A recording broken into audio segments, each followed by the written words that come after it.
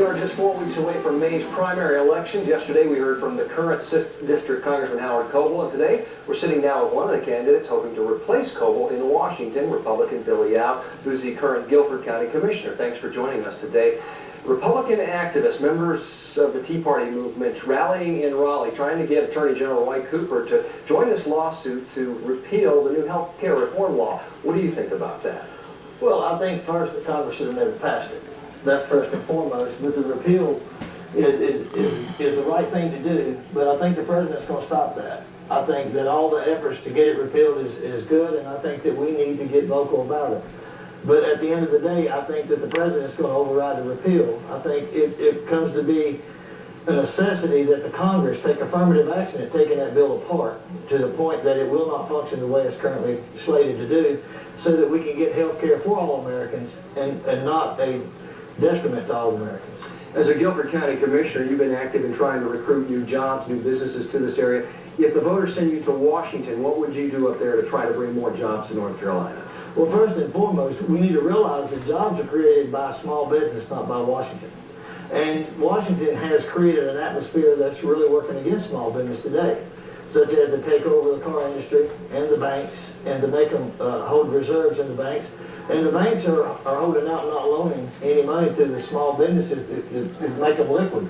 So therefore, they can't hire. And then with the health care passing, and the way it did, it's got a lot of small businesses reluctant to hire because they don't know what's in the health care bill, like much of the Congress. They don't have a clue what's in it.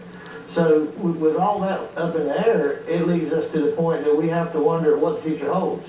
But in order to create jobs, we have to get government out of the way. We have to get rid of red tape, and we're going to have to create a friendly atmosphere so businesses can grow and prosper like they did in the past.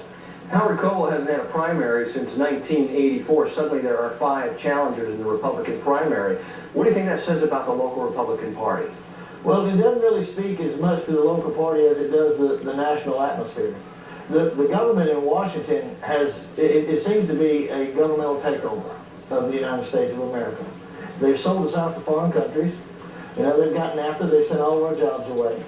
And in the free trade world, we are just nothing but a supplier anymore. We send out raw material and we pay an extreme price to get it back.